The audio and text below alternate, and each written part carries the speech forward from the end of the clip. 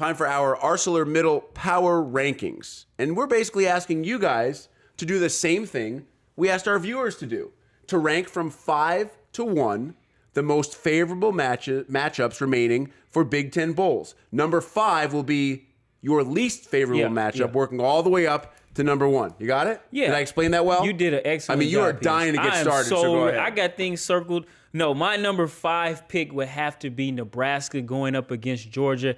It's just because, for me, Nebraska is in the worst quarterback situation. And Georgia, they run the leather off the football. They're a tough football team. And Nebraska has a lot of questions to answer for me.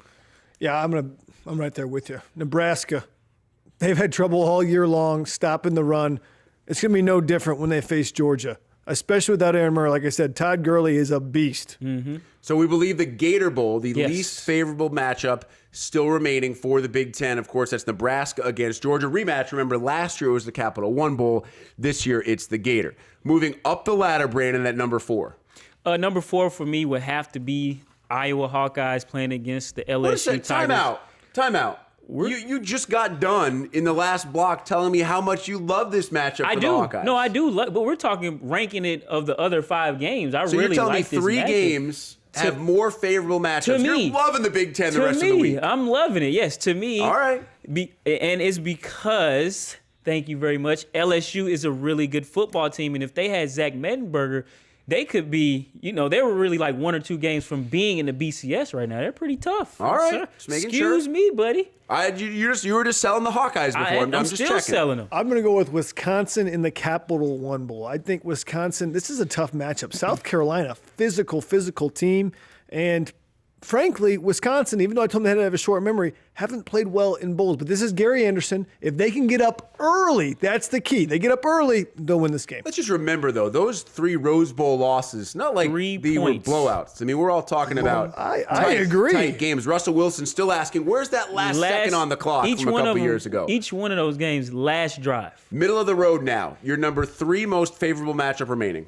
For me, it has to be Wisconsin versus South Carolina, only because Jadeveon Clowney is such an X factor in this game. If he goes crazy, he could take down any team. But if you can really have a good game plan for him, which I think Wisconsin should, I think they can win this football game. So I'm kind of in the middle right there. I'm going to say Michigan State, Stanford, right in the middle. These teams are so similar. It's not a knock on Michigan State. That team, Michigan State's won 9 games in a row, all by double digits. That is impressive and almost unheard of. I think Michigan State matches up. They would have been number 1 if Max Bullough played, but because he's not playing, they dropped to number 3. I like Michigan State. Quickly, your second most favorable remaining Big Ten matchup. Rose Bowl, Michigan State versus Stanford. Darqueze Dennard will shut down their top receiver, and they will have to run the football. I got Iowa over LSU. It's going to happen. You heard it here first. Why? Mettenberger's out for LSU. And Iowa has defense. They're on a roll. Watch out, baby. First, I've been saying it for 2 weeks, man. What are you talking about? And you just gave him the 4th. Point. You just gave him the number 4. You lost a little bit of your Iowa juice. No, I didn't. You have Go to Hawks, understand baby. where Go I'm Hawks. ranking the games. I understand what you're doing. You're telling me 3 games provide more favorable matchups, including, of course, your most favorable remaining Big Ten matchup. To me, it has to be Ohio State versus Clemson because Clemson don't have no remnants of defense that I've ever seen, and Ohio State is a juggernaut on offense. So I think they'll roll. They'll roll. They'll roll. I don't know if they're going to roll, but I think it's a favorable matchup. Offensively, defensively, they've got to find a way to slow down Sammy Watkins, Taj Boyd. They got weapons and whatnot, but I like Ohio State. They got something to prove. Michigan State made them look pedestrian. They do.